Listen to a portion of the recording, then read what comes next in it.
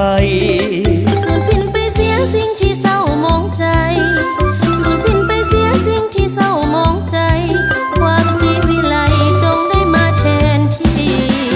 เฮฮาหัวยิ้มเพื่อนเอ๋ยอย่าโศกไปเลยครั้งเดียว1 ปีวันนี้